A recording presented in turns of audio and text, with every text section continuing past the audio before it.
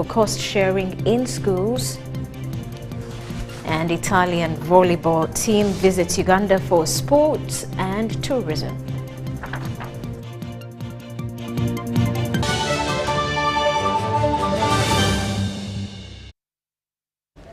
Hello once more.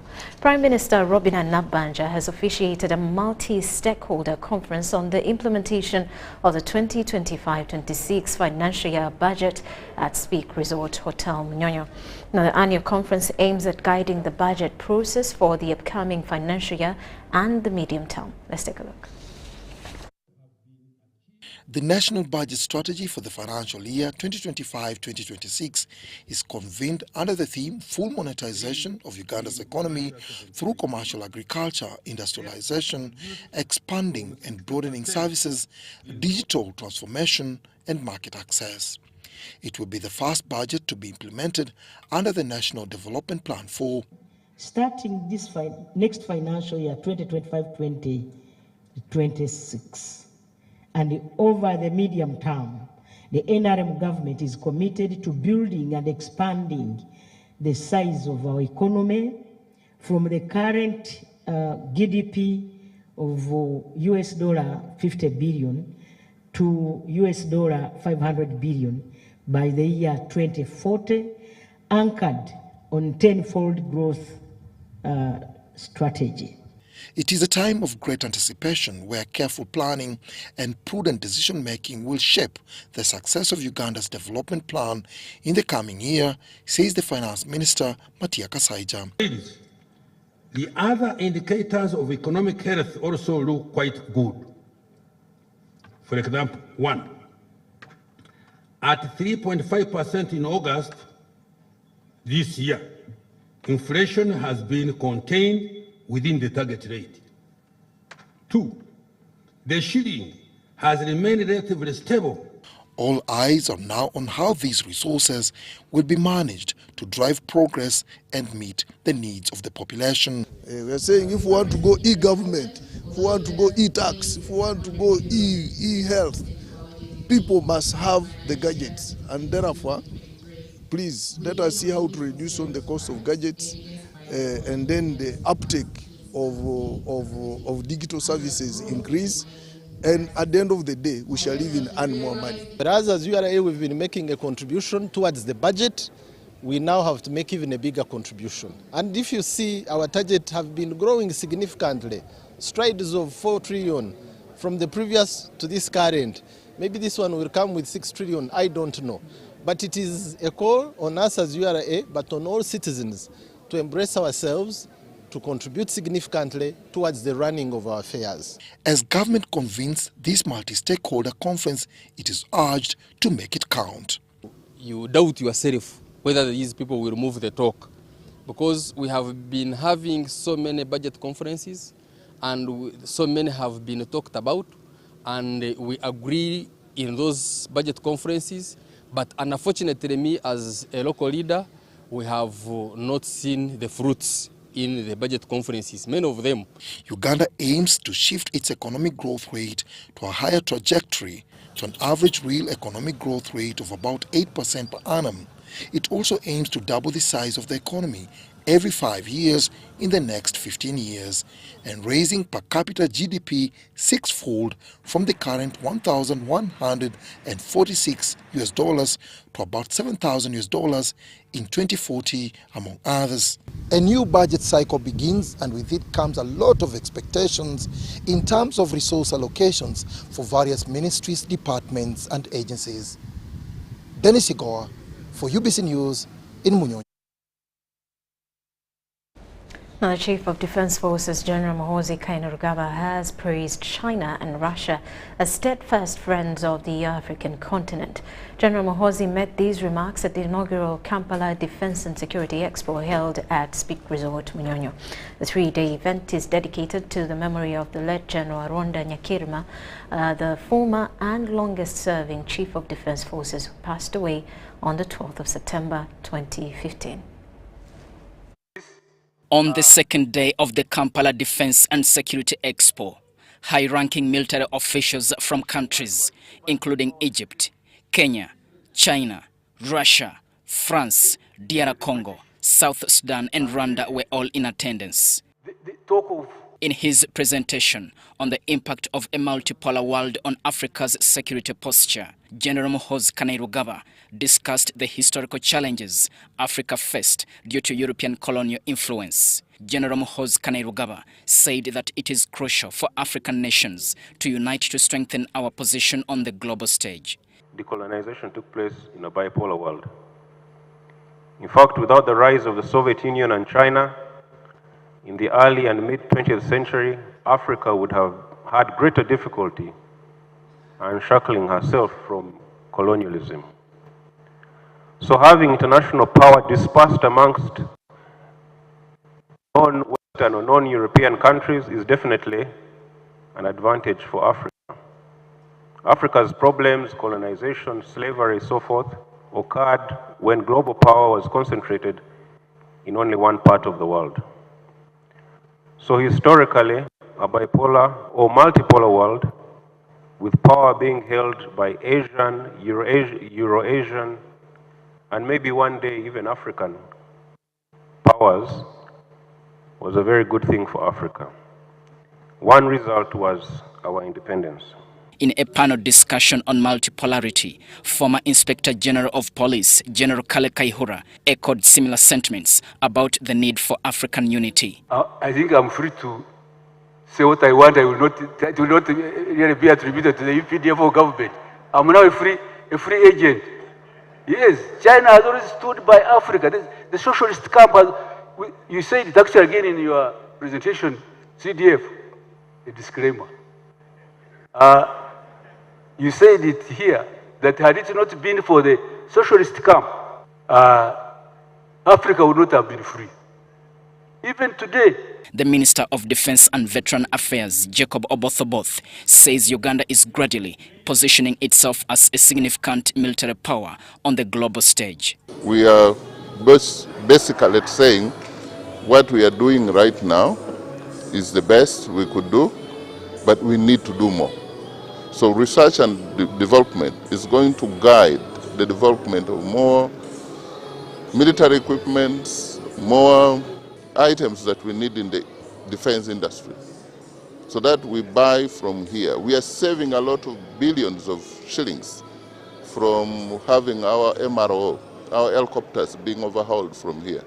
Despite representing 54 of the 193 UN member states and 17% of the world's population, Africa remains the only region without a permanent seat on the UN Security Council and continues to struggle with the conflicts that hinder its influence on global affairs. Diano Olweny-Peters, UBC News in Kampala. And Kisoro district leaders have held a special council sitting today to honor the late Sarah Mateke, woman member of parliament and Minister of State for Defense and Veteran Affairs, who passed away on Saturday morning shortly after being admitted to Mengo Hospital in Kampala. Her remains were airlifted by a UPDF plane landing at Kisoro airstrip in Nyakabande sub-county before being transported to her home for the council meeting.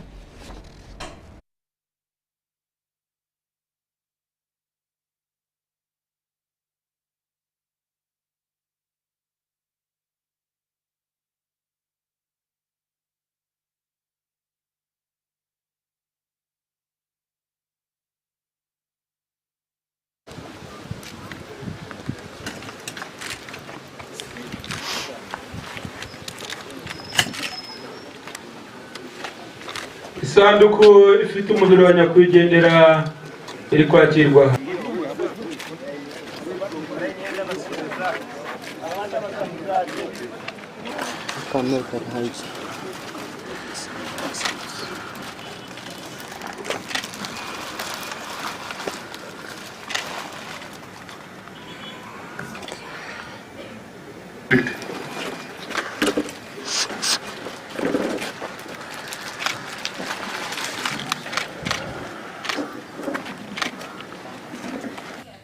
The Chiso District Council has endorsed Ruth Nyiraneza Mateke, Sarah Mateke's young sister, as her successor. John Kamara Nizeimana, MP for Bufumbira North County, presented Ruth as the family's proposed successor, aiming to prevent confusion similar to the Bukimbiri by-election. Oh, so Mr. Speaker will put a question thereafter.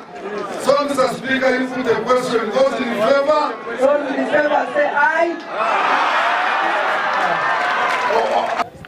Eddie Kwizera Wagahungu, MP for Bukimbiri County, supported this choice and urged potential candidates to wait until the 2026 general elections to avoid resource wastage. Members of Parliament talk for their people, and they talk for the majority of the people. They may not talk for everybody, but the majority of the Bufumbira and the Chiso people feel that since we are going to have elections in the next year, having another primaries now and then you also have another primaries, it would be a wastage of resources for those who want to stand. So those people who want to contest 2026, they can mobilize the resources and keep as we ring fence this one, so that they prepare all of them for 2026. It will bring harmony, to bring stability, it will bring healing for everybody. The two ladies, because this is a constituency for ladies, a ring fence for ladies, they are two eminent personalities. One has been using in the US, another has been in the UK, and I'm sure all of them are competent, but can be agreed based on the interest and based on the need. Local leaders, including Rubanda District LC5 Chairman Stephen Ampeire, Kasiaba and Kabale District LC5 Chairman Nelson Nshangaba Sheija, supported the decision, believing a family member would comfort the electorate. Ramadan Ndikuyezi, Vice Chairperson of the Chiso District NRM Party, highlighted that only a family member could complete Sarah Mateke's ongoing projects. It would also be unfortunate that from the period now moving forward that we begin fighting for this position. It will be an indicator of celebration to some of us. Abafumbira and Abashaba, do not expose ourselves. Kigezi region is a very big region. We all benefited from Sarah. At a personal level, Metropolitan University Solo has the highest number from Rwanda district. This council today make a resolution that from the Mateka family, for continuity purposes, we get someone to replace her so that she continues to deliver the manifesto that the Sarah had promised the people of Kisoro. Kindly make sure that you try by all means to get someone from this family to sit in the chair of Honorable Sarah Mateke. Additionally, the council approved a motion by Chiso District LC5 Chairman Abel Bizimana to name a new playground at Shaza Ground, the Sarah Mateke Stadium, in her honor.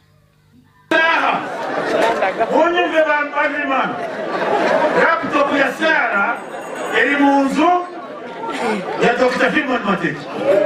Kandi niho handitswemo ibyo yarafite kwari gukorera Chiso district. None murashiraho aratandikira hagana.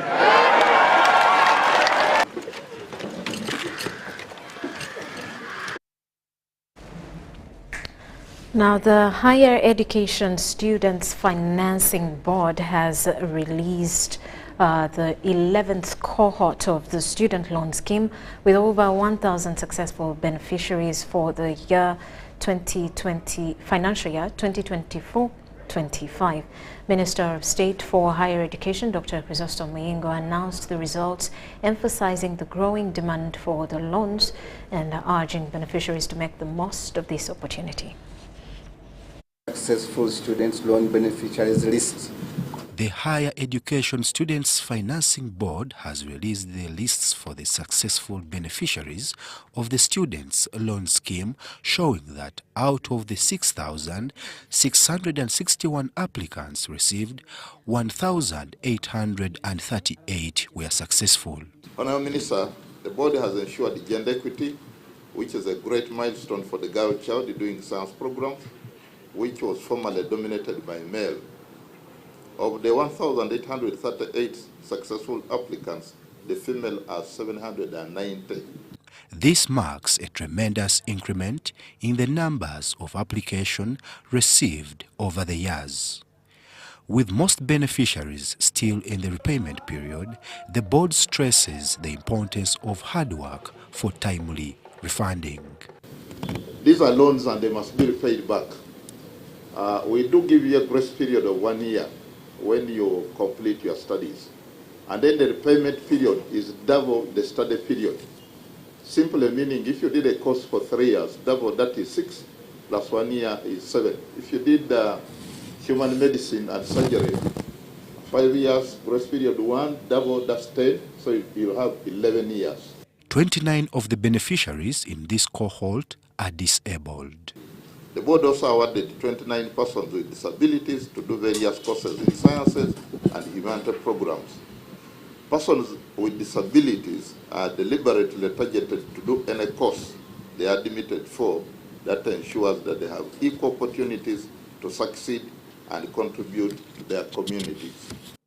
Minister of State for Higher Education, Dr. John Chrysostom Muyingo, congratulated the beneficiaries, stressing that the scheme is a privilege and not a right, encouraging the students to take advantage of this opportunity. Student loans, they are reminded, I want to remind them that these are loans.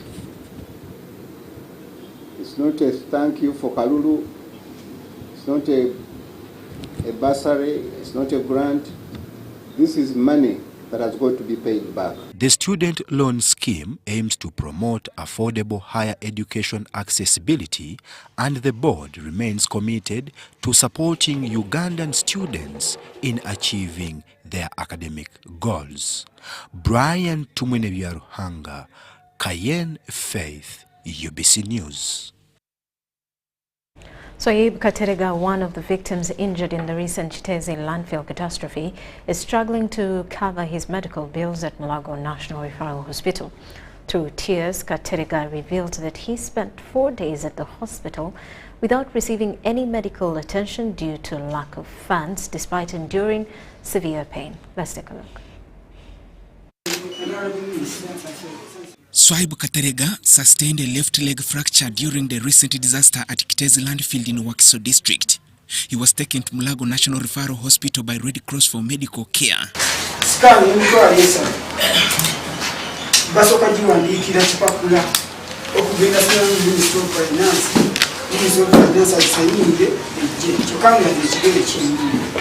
Katerega says he spent 4 days without receiving any medical attention due to insufficient funds.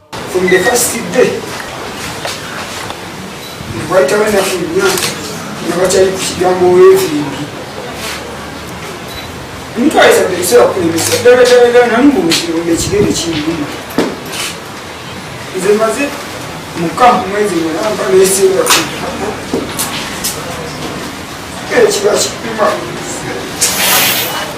Katerega was speaking in the presence of State Minister for Disaster Preparedness, Lilian Abe, who had come to deliver the President's pledge to the victims of Kes Landfill disaster. And we will be giving each individual 1 million shillings. Those who lost their loved ones received 5 million shillings. Others have already received, others did not receive. She also clarified the delays in the disbursement of funds announced by the President. Because we didn't want to rush into giving money to just anybody. Other people were coming in claiming that they were also injured. Others were claiming they also lost their people. So we had to ensure that the security and the people on ground do the verification so that we have the right people get what is meant for them. Abe explained the government's plans to close the camps housing the victims who were displaced by the tragedy. Oko Joseph, UBC. And now the National Environment Management Authority has commenced the second phase of its restoration exercise in the Greater Campala area, focusing primarily on the Luigi section. The operation began in Kawala along the northern bypass, where several flower nursery beds were dismantled. After 2 months pause, the National Environment Management Authority has resumed its restoration efforts in Greater Kampala with a particular focus on Lubigi section. The recent phase, which began in Kawala along Northern Bypass, has caused significant losses for nursery bed operators as their nursery beds were dismantled. Some nursery bed operators have claimed that they were unable to relocate in time due to lack of prior restoration orders before the eviction. This had been issued with the restoration orders, and that's why there was no scaffold, there was nothing, and they have complied. Many of them, you saw, have picked their flowers and they have gone. Others just ran away. The second phase of the restoration follows a meeting between NEMA and relevant stakeholders held on September 10th in Lubigi, which reviewed the progress of the first phase of the restoration exercise. The operation had been temporarily halted to allow individuals in areas with existing restoration orders to relocate without disruption. Today we started with the Lubigi, and we started with this stretch between Kawala and Waise. We have removed all the flower operators. NEMA Senior Public Relations Officer William Zurubura says the restoration effort is continuing with the goal of rehabilitating degraded wetlands and conserving the environment. He appealed to all those still occupying gazetted wetlands to cooperate with the restoration teams and avoid unnecessary conflicts. We would like to request Ugandans and those visitors in Uganda who have encroached on the wetlands, who are misusing our wetlands, to kindly vacate. Please leave these wetlands, because the wetlands are very important. Leave the wetlands to do work for us. The second phase of the restoration exercise will include prior awareness creation, assessments, and issuance of restoration orders. This restoration will cover areas previously with the restoration orders, including Nansana, Sentema, Gandabira, Nakuade, Kawala, and Nabweru, among others. The assumption of the restoration exercise has started with the people that had been issued with the restoration orders. Remember, in our first phase, we had given restoration orders to about 300 households, and around 200 were evicted. Today, we are beginning with those people, and then we shall proceed to new areas. In upcountry areas, the restoration efforts are currently underway in Rurendo Wetland Rukunjiri, Akadot Wetland in Kumi, Kanyabuhanja Uhweju, Kole Wetland in Kole District, Chabwata and Rwenjwe in Ntungamo, and Nakaiba in Masaka. Susan Naunga reporting for ABC TV. And education stakeholders are urging government to introduce cost sharing in the current free education system. They argue that many parents have become complacent and have neglected their responsibility to oversee the children's education, resulting in a decline in quality. This concern was raised during the ongoing Education Policy Review Commission consultations in Chigezi sub-region.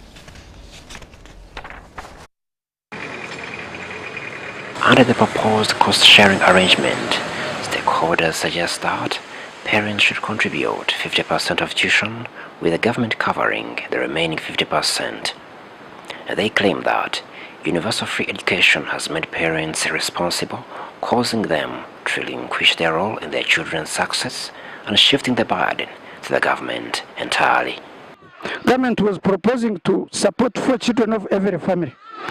But along the way, when it decided to cover all the children of every family, and this could have been the problem whereby the budget had a shortfall in planning for those other children. Government should at least contribute together with the parents when they are paying for their children. Government. On the issue of early teacher retirement, primary school teachers are reportedly retiring early because they feel it's no longer economically viable to remain in a profession where they're underpaid relative to their workload. This money is not enough because education should be the key to the development of a nation. So if you just handle it the way I have seen it is being handled, I'm sorry, we are not going to get quality education.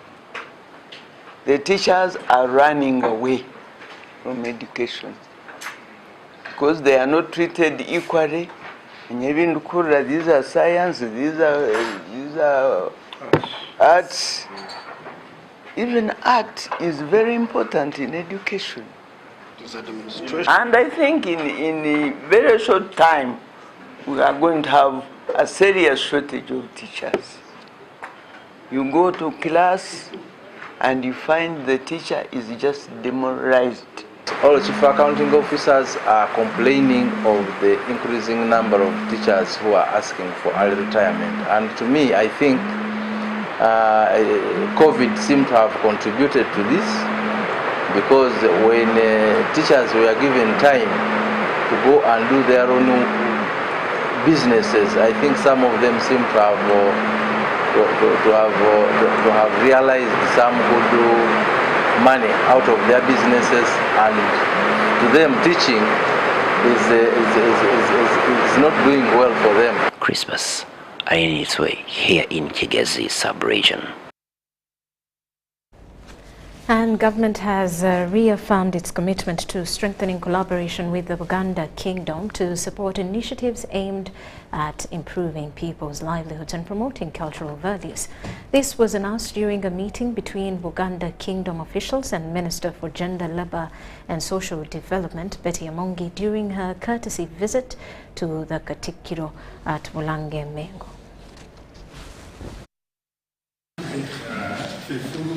The Minister for Gender, Labour and Social Development, Betty Amongi, visited Uganda's Katikiro, Charles Peter Maiga, to discuss various matters concerning the kingdom and the central government. Katikiro Peter Maiga emphasized the importance of collaborating with the Ministry of Gender to preserve culture and implement socio-economic programs for the benefit of both Uganda and Buganda. Fortunately, all people of Uganda reside in Buganda. So when we carry out these programs, it's not only for the benefit of the Baganda, but there are many other people who either directly or indirectly get affected by the programs we carry on. So when we strengthen the collaboration with the government through the ministry, then the benefits that will accrue will be to different Ugandans of all shades. Maiga also stressed that respect for culture is key to a nation's development, urging everyone to honor cultural values and norms. The different cultural aspects of the people of Uganda make us a very beautiful country. When I visited Gulu in 2016 to commemorate the 50 years since the death of Daudo Cheng, I was welcomed by the Laka Laka dances, most beautiful dance. And for someone who stays in Buganda and he sees how the clan system makes us one family with the Kabaka on top of that family, I think it is fascinating for the first-time visitors. Now, the collection of these different people of Uganda, with our different cultural aspects, I think make us the most beautiful country, probably on the African continent. Betty Amongi commended the Katikiro for his efforts to promote activities aimed at improving livelihoods and placed the government's support for kingdom projects. He has been mobilizing the Wananchi on several programs related to coffee growing, promoting tourism in the kingdom, which has raised the revenue. Government revenue for tourism has gone up from the time of COVID, and he has been in the forefront of mobilizing Ugandans and everybody in this aspect. She added that, as the ministry responsible for cultural institutions, her visit to Bulange also aimed to strengthen cooperation with the kingdom, noting that Buganda plays a central role in preserving Uganda's cultural identity. In Uganda, I think Buganda Kingdom is the epicenter of promoting the cultural identity of Uganda. That's why I had to put on this gomasi as a sign of appreciating that in our country, wherever you go abroad, they will always ask you about this wonderful stress called Gomas. Amongi was accompanied by the State Minister for Kampala, Kabuye Chofa Togabye, and the Permanent Secretary of the Ministry of Gender, Agri Chibenge, among others, Mario Nawori and Andrew Sebira for UBC. And the Office of the National Chairman, led by Hajat Hadija Namyalo, continues to rally support for the NRM in readiness for the 2026 general elections. Namyalo highlighted the positive outcomes seen in household incomes and youth self-employment under President Museveni's leadership, emphasizing the need for him to serve yet another term. She made these remarks while engaging NRM youth mobilizers at the party offices in Chambogo. The head of the Office of the National Chairman, Hajat Hadija Namyalo, has engaged NRM youth mobilizers from various districts to unite in advocating for President Museveni's return to power in 2026. Namyalo cited those calling for a transition, suggesting that they are driven by personal political ambition. We are not gathered here to feel empathy for anyone. We are here to assert, clarify, affirm, standing without ground, as we all accepted that Jaja is still on the main. The Office of the National Chairman Administration says under President Museveni's leadership, youth unemployment has declined and household incomes have risen, fueling the demand for his return. Who thinks with logic will say Museveni on the ballot for proper transformation, wealth creation, good education, good health, say good security, the peace, good hospitals, as we advocate for self-empowerment for all. The youth leaders pledged their full support for President Museveni and vowed to continue mobilizing young people in favor of the party. We are not interested in any transition whatsoever. Let His Excellency the President come and lead this country, and we are here to reaffirm our statement and our ground that we will support him and we will mobilize. Lydia Chomkama and Joseph Muyingo, UBC News. Now, the Director General of Health Services at the Ministry of Health, Dr. Henry Mwebesa, has announced that over 1,000 pharmacists across the country have been officially gazetted as of August 2024. Dr. Mwebesa made these remarks during the swearing-in and inauguration ceremony at the 5th Pharmacy Board at the Ministry of Health headquarters.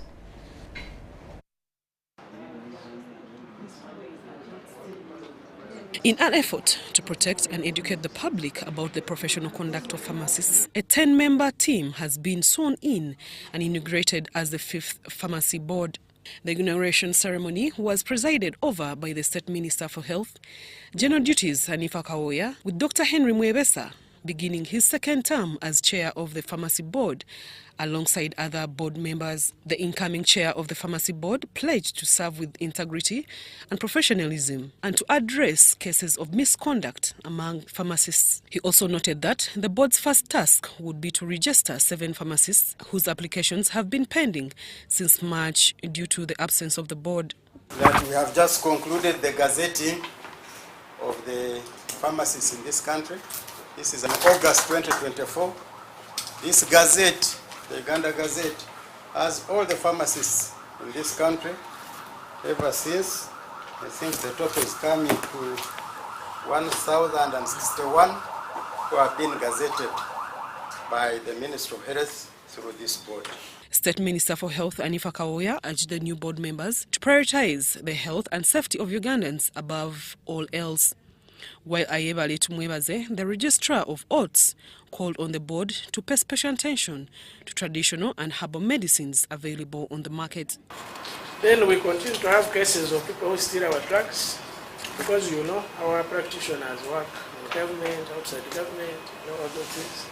So we help us to ensure our drugs don't disappear into those pharmacies. Some of them in big quantities, just get the whole assignment and divert.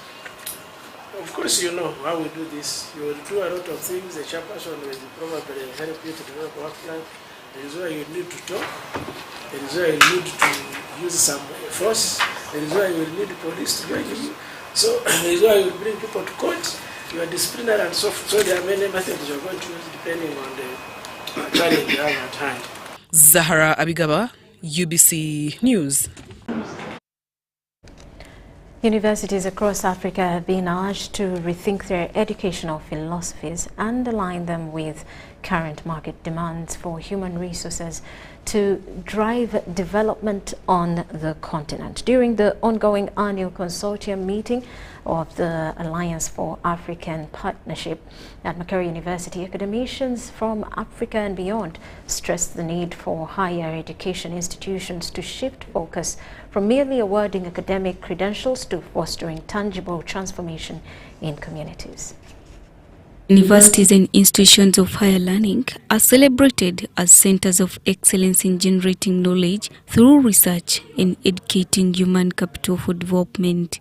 However, a growing concern is that the failure to implement research findings and poor knowledge transfer to communities are widening the gap between education and the job market. What comes out is that universities now have a bigger role and mandate to play in society. Universities are now open universities because on a daily basis we are expected to provide solutions to challenges, be it conflict, be it diseases, be it issues of climate change. We are expected to research, teach, and also build the capacity and sensitize the community on how to become resilient and manage the challenges of the day. At the annual consortium meeting of the Alliance for African Partnership at Makerere University, academicians have called for a revelation of educational philosophies in African universities, urging a shift towards fostering real transformation rather than focusing solely on academic credentials. By universities and higher education institutions, including TVETs and diploma awarding organizations, embedding our universities and engaging other knowledge centers. I call them other knowledge centers. This includes factories, it includes industry, it includes farming communities as part of the training program. The young people will be able to acquire skills on site. We will see that there is wealth creation at the end of the day. We will see young people more involved. So the idea that young people are not finding jobs is true, but then we need not to leave this to only the university. So the university has to engage the prospective employer, it has to engage government, it has to engage civil society, so that we all come together as a team to find solutions to this complex problem. African universities have also been challenged to leverage technological advancements to bridge the gap between education and the labor market. To achieve the desired outcomes, universities must collaborate across all areas of operation. Working in silos, either as universities, for instance, University of Pretoria or University of Michigan or, University of Malawi we're not going to make it. And so number one is that the partnerships. I'm a medical doctor. I trained in my silo as a medical doctor, but now I need to sit in the same classroom or when I do research with somebody in agriculture, because, issues around malnutrition will need somebody who's from food sciences. I need to sit with the engineers. I need to sit with many different people. So that recognition of a multidisciplinary approach, that therefore means that we need to relook at our curriculum and whether they are really responding to the needs in terms of the way we are articulating them. Many others may be way out of your. And Chambogo University has initiated a public-private partnership, PPP, to achieve the desired infrastructure development for the institution. The university has commenced the selection process for potential investors to develop 31 acres of land designated for infrastructure projects. The Vice Chancellor of Chambogo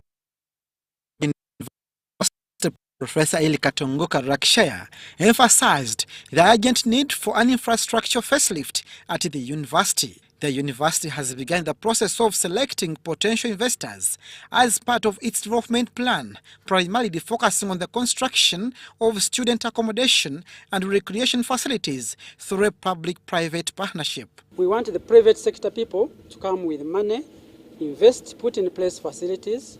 After putting in place facilities, then they are able to get back the money they have invested through the users who will be paying back. The 31 acres of land allocated for this project will include student residence halls, a sports complex, and a business park. These developments are expected to generate revenue for the university. It will depend on what we agree with the developers, what percentage of the earnings from the projects will come to the university. Currently, the university has 5 halls of residence that can accommodate only 10,000 students, representing just 5% of the student population. We apologize for that. Meanwhile, Kampala Metropolitan Police spokesperson Patrick Onyango has urged residents, particularly those who travel before sunrise, to exercise heightened security precautions. This follows the murder of one Salongo Musoke Fred at around 4 a.m. on Wednesday. Musoke was on his way to Entebbe to start his routine operations for his fish business. The late Salongo Musoke Fred, aged 68, was en route to a landing site in Entebbe at around 4 a.m. to carry out his daily fishing business. His body was discovered by early morning workers lying in a bush near his home.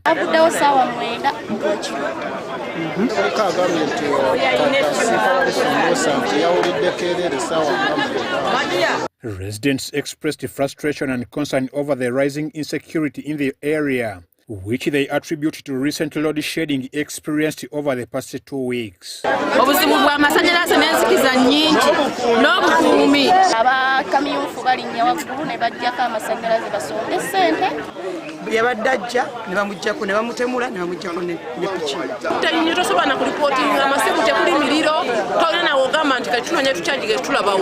The robbers stole his mobile phone, cash and other items, leaving behind a motorcycle license plate at the scene, which the police have identified as evidence. So we were informed, we were notified, we went to the place, we recorded statements from witnesses and recovered some exhibits.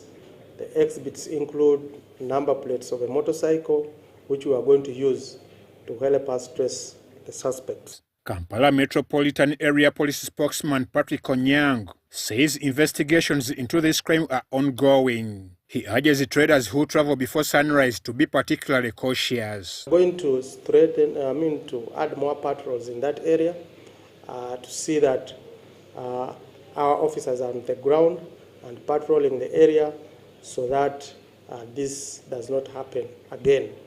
We also want to appeal to business people, especially those who wake up very early in the morning, to be very cautious. The victim's body has been taken to Mulago City Mortuary for a post-mortem examination. In response to the incident, police have increased security measures in public places, including surrounding Makerere University with the security forces.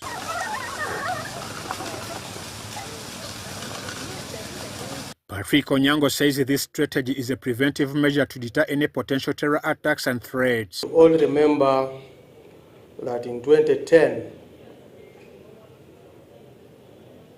on 11th of September, that is when there was twin bombing here in Kampala. Normally, terrorists want to remember their anniversary when they do their thing by going back to attack the same place.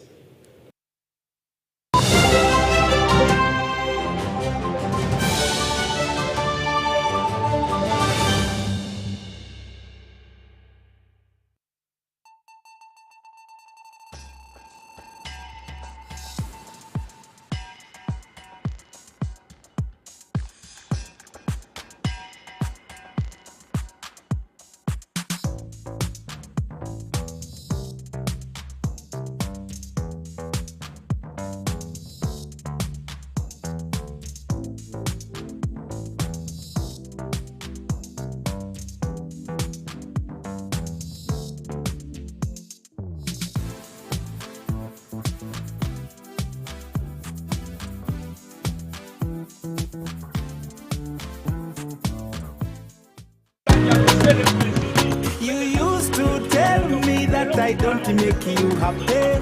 All that time you would be complaining. I'll call you every day, yeah yo, baby dondolo. You can now get all the Chibuzi out with MTN voice bundles. Call all networks, Kubei Dondoro. Buy a 25-minute voice bundle for only 1,000 or buy any daily voice bundle of your choice. Dial *100 *21 hash and select daily or use the My MTN app. When we talk together, we are unstoppable.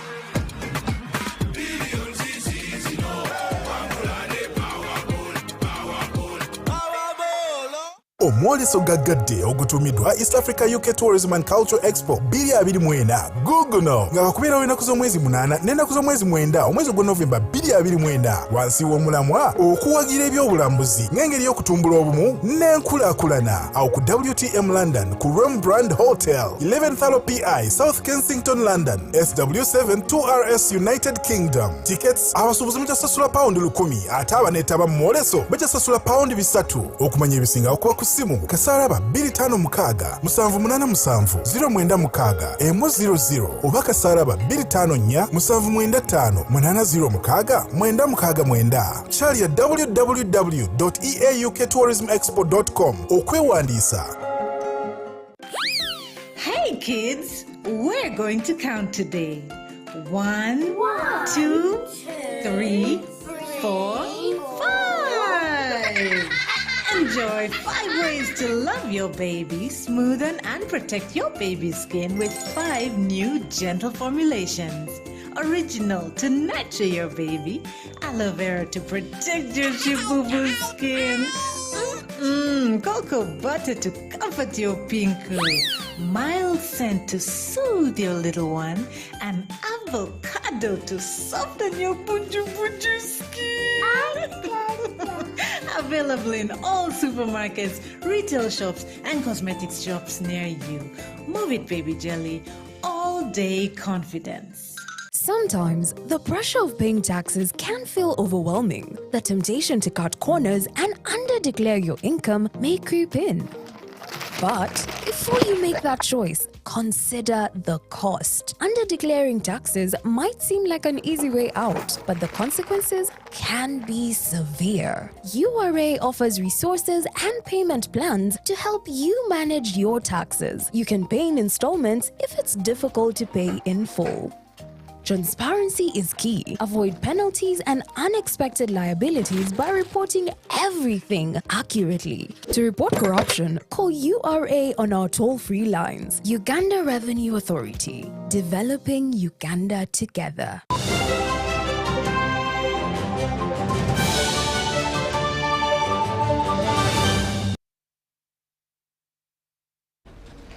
Welcome back. And now in business news, a call for substantial localization and sustainable humanitarian financing has been made to enhance Uganda's disaster readiness. This was highlighted during the inaugural Grand Bargain meeting in Campala, which emphasized the importance of preparing the local population for disaster situations. Both government and non-governmental organizations have expressed concerns about the localization of humanitarian aid in Uganda to better equip local communities in the event of a disaster.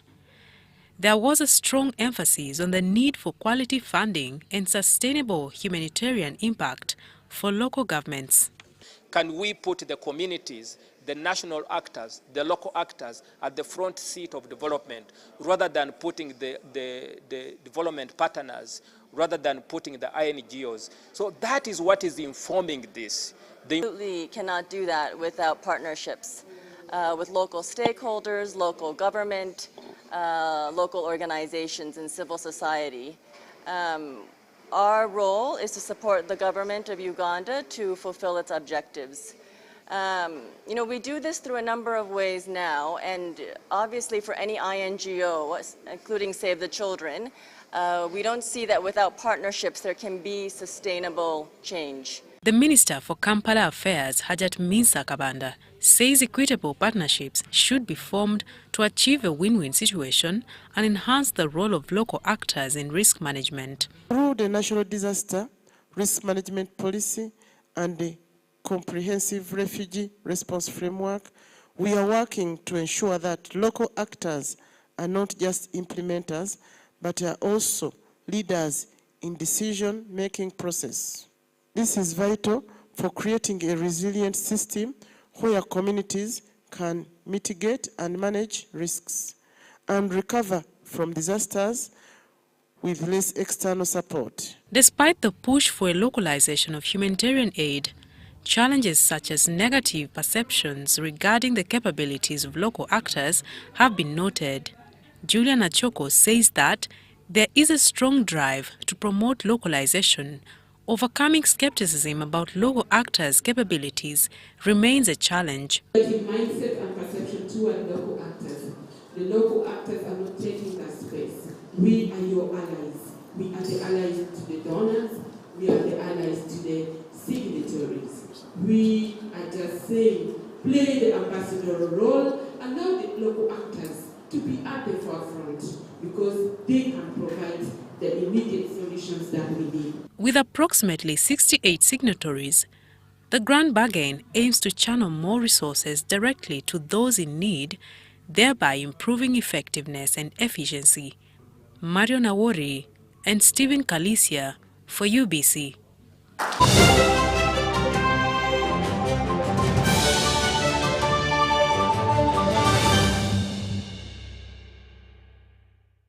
Where does it come from? That thing that makes us Ugandan. Some say it's in our history, in our culture, and in our hearts, in our warm smiles and vast miles of coffee. It's in our inherent pursuit to always be better, to never stop growing and glowing. We are a nation of sweat and skills, a nation of ideas and inventions. But what truly makes us Ugandan is our quest to invest in agribusiness, manufacturing, tourism, infrastructure, health, and education to improve the quality of life of Ugandans. That's what makes us Uganda Development Bank. Uganda Development Bank, inspiring development. Uganda fire!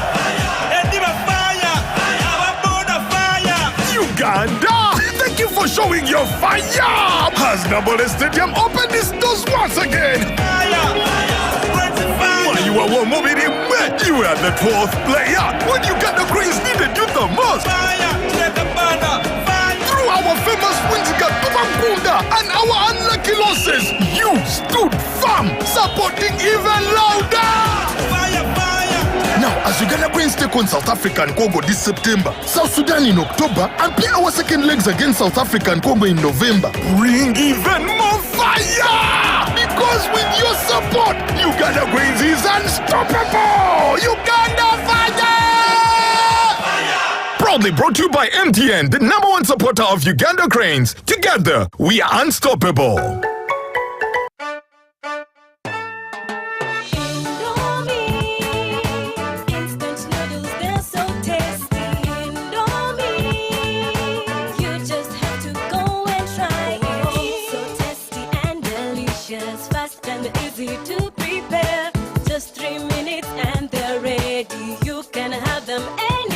Indomie Instant Noodles is available in 3 flavors of chicken, beef, and vegetable. Buy your Indomie Instant Noodles in supermarkets and dukas near you anywhere across Uganda. Indomie Instant Noodles, Uganda's best loved noodles.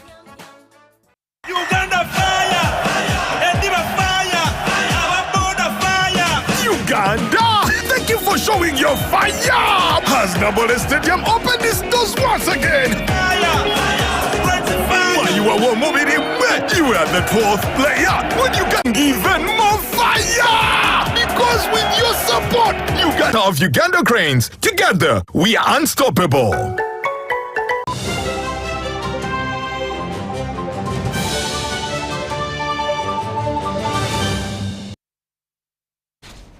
Well, and now in sports, Game Connect has organized a series of sports events for refugee youth featuring football, volleyball and netball in Adjumani district. The aim is to enhance the mental health of refugees across the country. This and more from volleyball in our sports roundup. 4 teams from Kampala, Adjumani, Chikube and Kamwenge are participating in this year's Game Connect tournament in Adjumani. These will compete in volleyball, netball and football, with a tournament specifically targeting the youth in refugee camps throughout the country. Emphasis of these games is for boosting the mental health of refugees and encourage them to actively participate. They are quite very interesting games and quite impactful to the lives of the young people. They help them build their self-efficacy. They help them build their social networks. They are able to make friends from other refugee settlements, but also generally they are meant for peaceful coexistence, as we have both refugees and nationals playing together. Project manager Robina Nanunji stated that all youth participating in these games are expected to benefit several attributes to enable them live freely in society. Game Connect is a sport for mental health project. It's implemented in a consortium led by Arts Foundation together with UNHCR, Youth Sport Uganda, Right to Play and the Uganda Olympic Committee. We are here for an annual sports event. It's a 2 days event that kickstarts today and the finals happen tomorrow. In some of the football games played at this 3rd edition, Kampala and Chikube shared the spoils in a 2-all draw, while Adjumani beat Kamwenge 2-0. Games are being played by youth that participate in the Game Connect project, both refugees and Ugandans that are aged between 15 to 24 years. These are youth that were assessed and deemed eligible for the project. Being deemed eligible means that they were depressed, they had inadequate psychosocial well-being, they have anxiety symptoms. Elsewhere, the Friuli senior volleyball team of Italy is in Uganda for several activities including tourism, but notably sports competition. For me, I'm very happy that you're really supporting these young girls. For many of them, it is a way of also providing purpose in their lives much later past playing the game. But it also builds a lot of attributes, as you know, with sport. You know, sport is discipline, it's focus, it is sacrifice. So, and ultimately the talent will flourish. The team will have friendly games against the National Women League defending champions KCB Nkumba at International School of Uganda Lubowa this evening before a date against Sports S in Zambia on Thursday. We have had this arrangement of tours, volleyball tours. We traveled first to Italy in 2019 February, and they came in September 2019, briefly before the lockdown. Friday will be a game against KAVC at Lugogo, with the final friendly organized against the select Uganda national team on Sunday at Lugogo.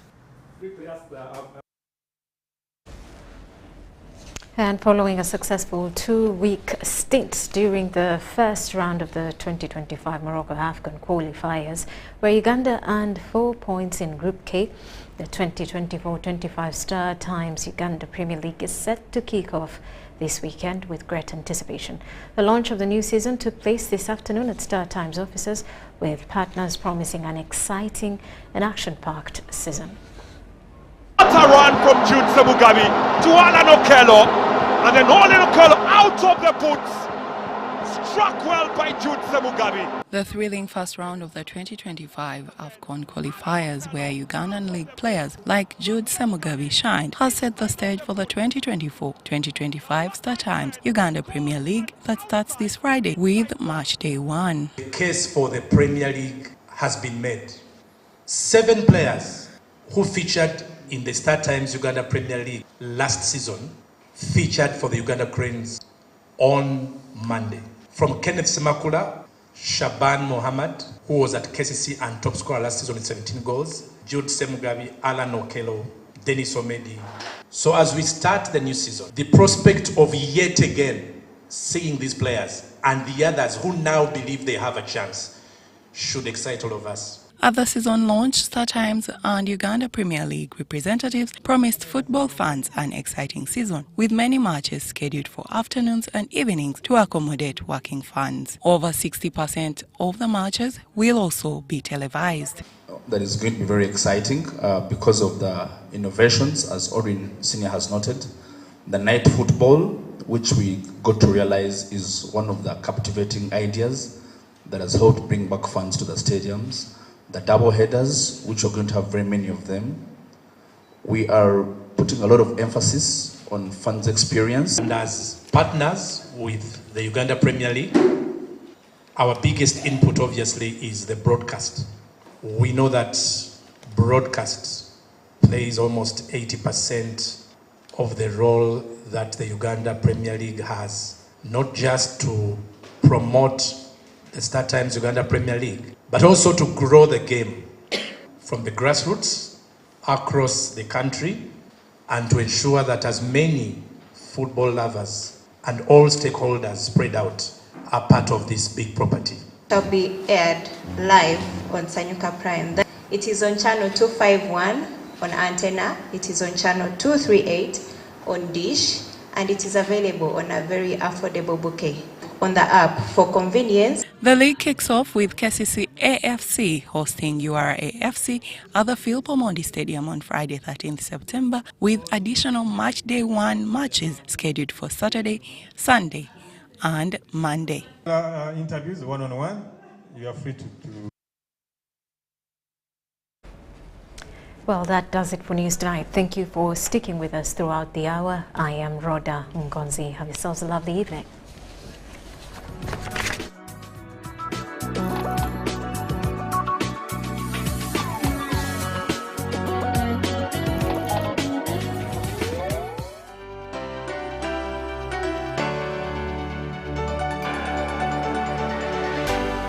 UBC, inspiring Uganda.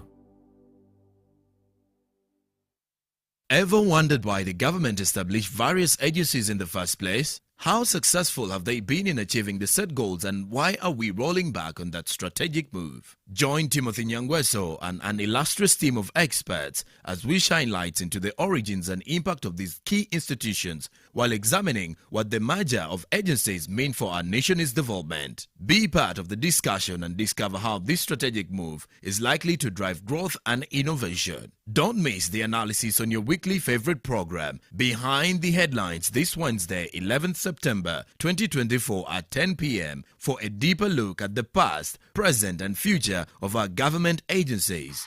All